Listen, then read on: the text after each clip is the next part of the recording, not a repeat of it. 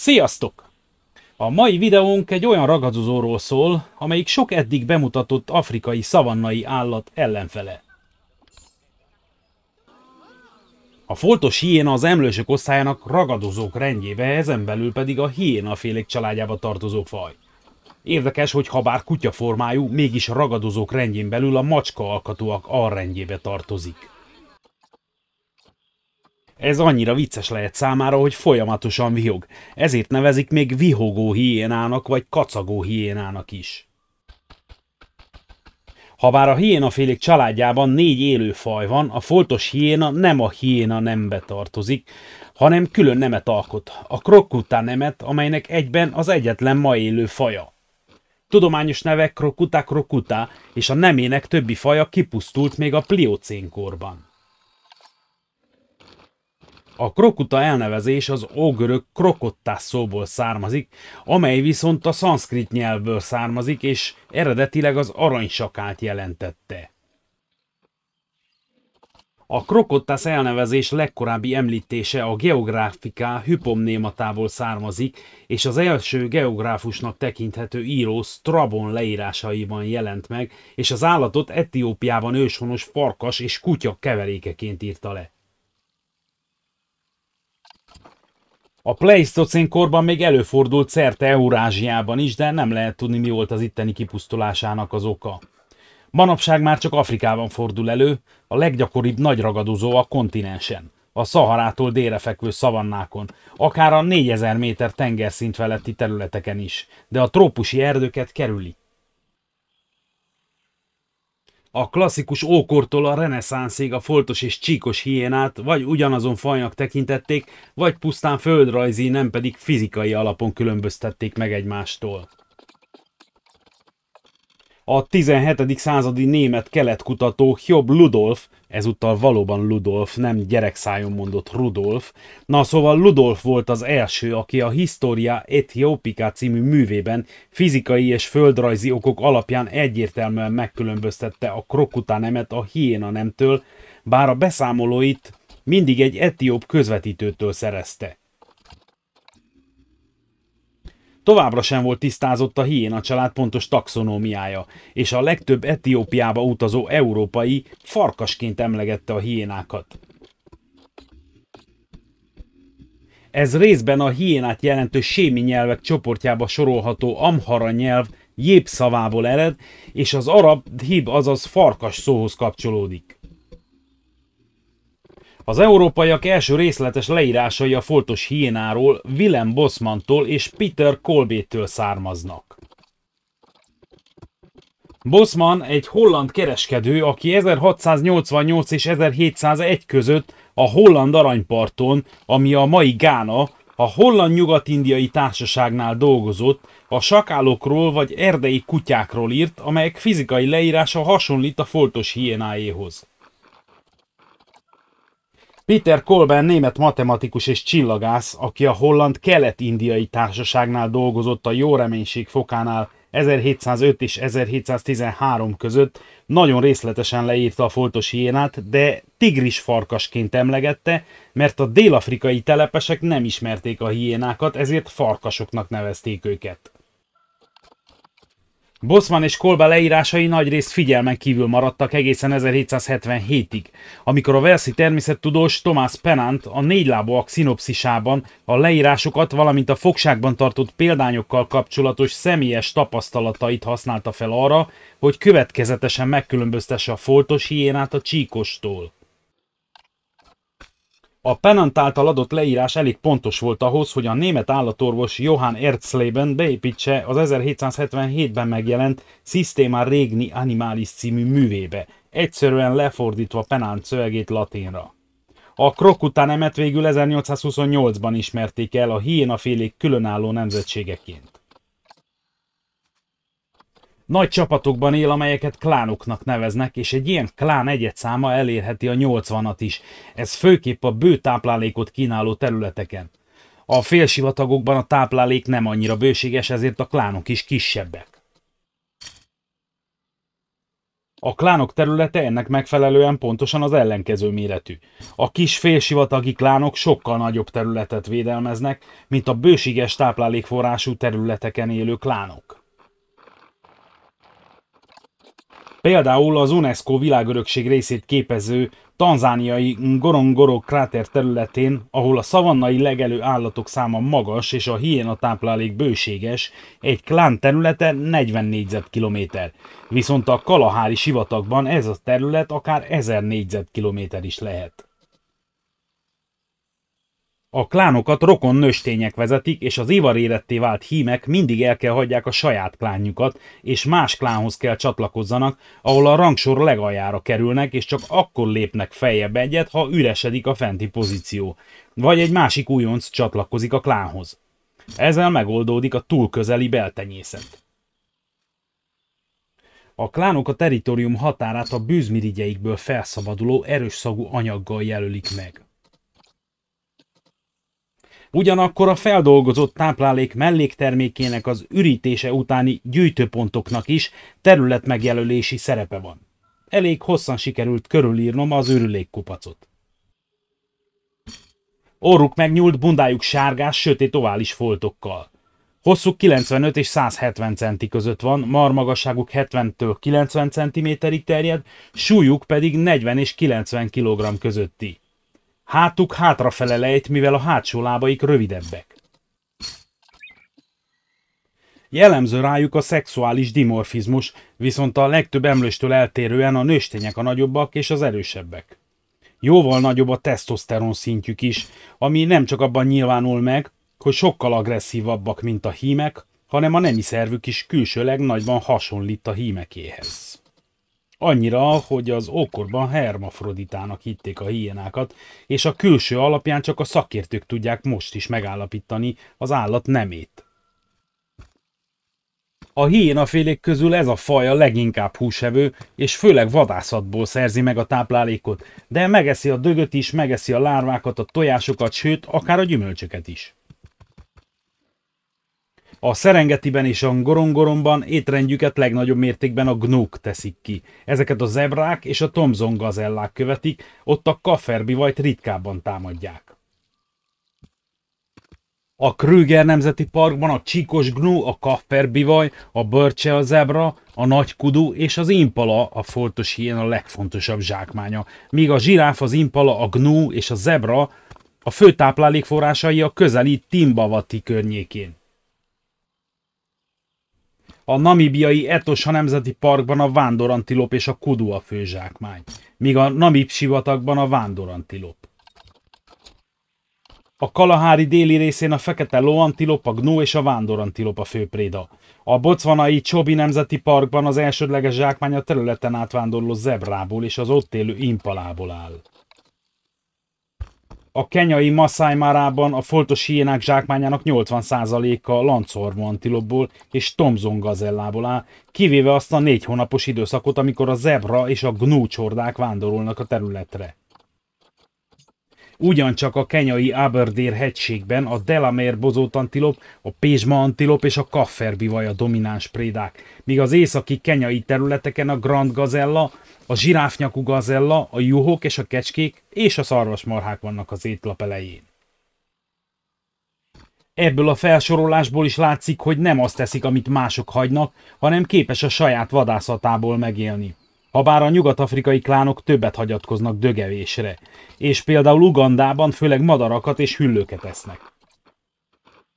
Ha a csapatban találkoznak vele, bármilyen állatra nagy veszélyt jelentenek, még a víziló, orrszarvú, zsiráf és elefántborjakra is, de még a nőstény oroszlánokra is. A macskaféléket amúgy is a kedvenc zsákmányai közé sorolják. A gepárdokat szeretik megtámadni, amikor az kifárad egy üldözés után. A leopártól is elveszik a zsákmányt, ha az nem vitte fel a fára időben. Sőt, örülhet, ha megúszza ébbőrrel, és csak a zsákmányát veszik el tőle. A hímoroszlánokkal szemben általában alul maradnak, és a hiénakutyák, vagyis a foltos vadkutyák szervezett csapatait viszont nagyon kerülik, mivel méltó ellenfelek. Amint említettem az Állati Demokrácia című részben, a foltos vadkutyák nem is tűrik maguk körül a foltos hiénákat, és sikeresen pusztítják őket. Egy hiéna képes megenni 14,5 kg húst is egy sikeres vadászat után, és erős állkapcsával és fogazatával még a csontokat is képes porrá őrölni. 24 óra alatt megemészti még a szarvat és a fogat is, és minden állati maradványt. Nincs pazarlás, szőröstől, bőröstől fal fel mindent, talán emiatt a legelterjedtebb nagyragadozó a kontinensen. Még az alumíniumbögrék és tálak eltűnését is jelentették ott, ahol hiénák jártak. Harapása könnyen eltöri a csontokat is. Erőssége 80 kg erő per négyzetcentiméter, vagyis 1140 PSI. Ezzel az állatvilágban nagyjából a 10. helyen van a harapás erősségében. Vetekszik a barna medve harapásának az erősségével, és még a 7 cm átmérőjű vastag zsiráfcsontokat is el tudja törni. Az elfogyasztott csontok magas ásványi anyag tartalma miatt az ürüléke fehér. Vadászat egyedül, kisebb csoportokban vagy nagyobb csapatokban is. Általában először párszor átszaladnak a legelő állatok között, kiszemelik az áldozatot, majd kezdődhet a hajsza. Hosszú távon tudják tartani a 60 km/h sebességet. Például megfigyeltek már 24 km-en át tartó üldözést is. A foltos hiéna szaporodási ideje egész évben tart, bár a születési csúcs az esős évszakban fordul elő. A nőstények ivarzási ideje 2 hétig tart, és ilyenkor bármelyik hímmel összeállnak. A befogadás nem egyszerű a nőstények adottságai miatt, ezért a hímnek rendkívül ügyesnek kell lennie a sikerhez. A párzás általában éjszaka történik édeskettesben, elbújva a kíváncsi szemek elől. A passzív hímeknek nagyobb sikere van, mint az agresszívaknak. A vemhesség átlagosan 110 napig tart, ezután általában 2 utód születik, de figyeltek meg már 3 egyedes almokat is. A szülés ugyanazokkal a nehézségekkel zajlik, mint a párosodás, és ezután a nősténynek hetekig gyógyulnia kell. A kölykök fejletten születnek, és nem sokkal a születésük után már agresszívak, és elég durván egymásnak esnek, főleg ha azonos neműek. Az agresszívabb mindig több eledelhez jut, és gyorsabban nő. A szülőüregből 2 és 6 hetes koruk között viszi ki őket az anyjuk, és akkor csatlakoznak a csapathoz. Az elválasztás 14-18 hónapos korban történik, és az anyák általában egyedül nevelik a kölyköket. Az ivarérettséget 3 éves korukban érik el, és ha bár állatkertekben az élettartamuk átlagosan csak 12 év, akár 25 évig is élhetnek. A tanulmányok határozottan azt sugallják, hogy a foltos hiéna és a főemlősök intelligenciája konvergens evolúciót mutat. A konvergens evolúció olyan folyamat, amely során egymáshoz nem kapcsolódó fejlődési vonalakon hasonló biológiai jellegzetességek alakulnak ki. Egy evolúciós antropológusok által végzett tanulmány kimutatta, hogy a foltos hiénák felülmúlják a csimpánzokat a kooperatív probléma megoldó teszteken. A fogságban tartott foltos hiéna párokat arra ösztönözték, hogy élelemjutalomért egyszerre 2 kötelet rángassanak, és azok gyorsan rájöttek a feladatra, és sikeresen együttműködve végezték el. A tapasztalt hiénák még a tapasztalatlan klántársaknak is segítettek a probléma megoldásában. Ezzel szemben a csimpánzok és más főemlősök gyakran kiterjedt képzést igényelnek, és az egyedek közötti együttműködés nem mindig olyan egyszerű számukra.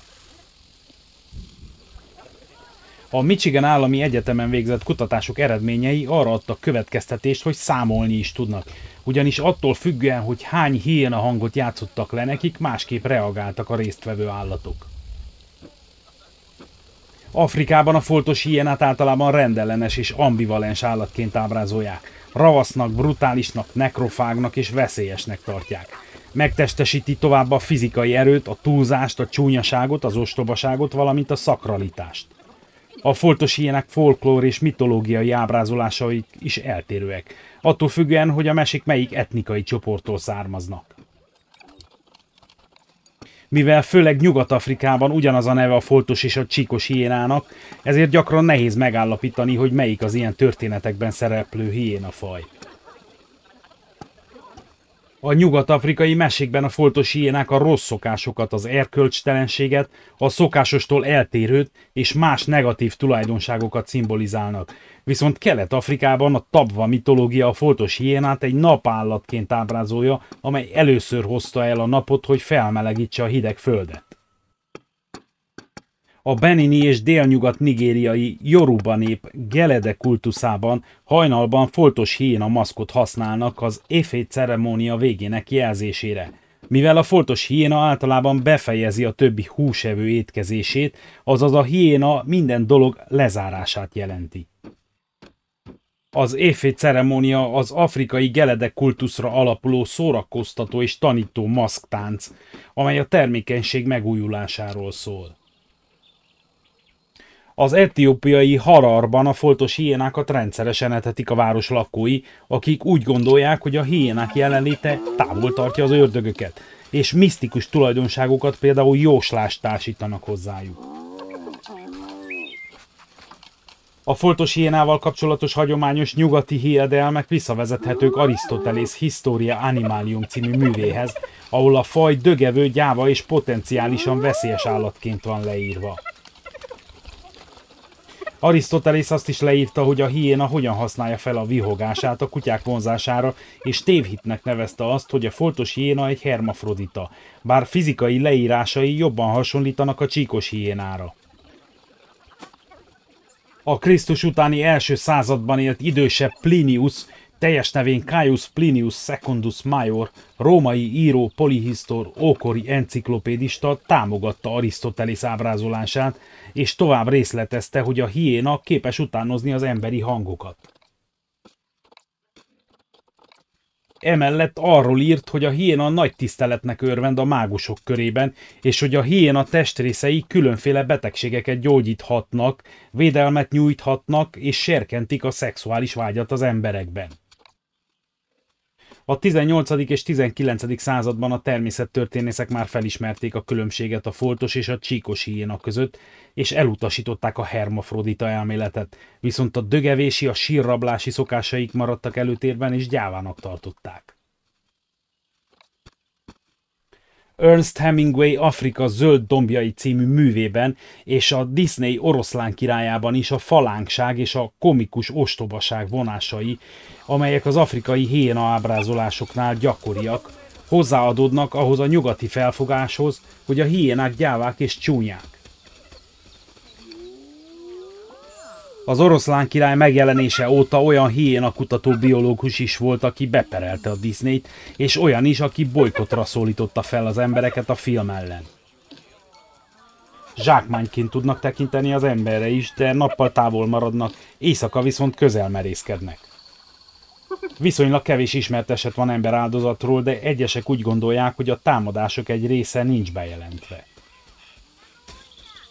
Malawiban és Kenyában több tucatnyi eset is volt, ugyanakkor az afrikai országokban történő civil háborúk nyomán is több táplálékhoz jutottak a hiénák.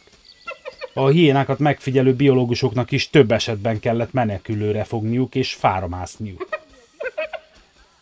A maszájok és a haják hagyományosan az elhunytak holttesteit a szabadban hagyják, hogy a hiénák megegyék őket, és a hagyomány szerint, ha a hiénák mégsem eszik meg a testet, az társadalmi szégyent hozhat a családra, ezért a hullát nem ritkán bekenik előtte zsírral. Etiópia fővárosában, Addis Abebában 2014-ben a becslések szerint 300 és 1000 közötti hiéna költözött be a városba. És ha bár eltakarítják a dögöket az utcáról és kordában tartják a kóborállatokat, veszélyt jelentenek az emberek számára is. 2011-ben vadászoknak kellett kilőniük egy falkát, mert a reptéren veszélyt jelentettek a fel- és leszálló gépekre. Az egyik köztemetőben pedig több alkalommal is arról számoltak be, hogy a hiénák kiásták a sekélyebb sírokat, és megették a holttesteket, és időnként az utcán alvó emberekre is rátámadtak. Egyik cikk szerint havonta több olyan részeg és kábítószeres páciens kerül a kórházba, akinek az ujjait hiénák rágcsálták meg. Habár más helyen azt írták, hogy a hiénatámadás nagyon ritka, sokkal ritkább, mint a kóborkutyák esetében. A hagyományos afrikai orvoslásban is használják a hiéna részeit, de ezek is területenként változnak. Állatkertekben nem túl gyakori faj, a csíkos hiéna gyakoribb, de a foltosat nagyobb csoportokban tartják. Magyarországon a Szegedi Vadasparkban és a Pécsi Állatkertben látható foltos hiéna. A Jászberényi Állatkert bemutatkozásában is megtalálható, de a weboldalukon megjelenő lakóik között nem láttam. Köszönöm, hogy megnézted. Ha tetszett, nyomj egy lájkot, ez sokat segít abban, hogy másokhoz is eljusson a videó. Kommentben írd meg a véleményed, és ha még több hasonló videó érdekel, nézd meg az állatbemutató sorozatom többi részét is. Ha Planet Zoo rajongó vagy, akkor nézd meg az állatkert építési videóit is. A leírásban megtalálod a Discordomra a meghívót, ha csatlakozni szeretnél és beszélgetni. És a planetzoo.hu oldalon, ahova csatlakozhatsz te is, megjelennek érdekes cikkek és hírek vadon élő állatokról. Legyen szép napod!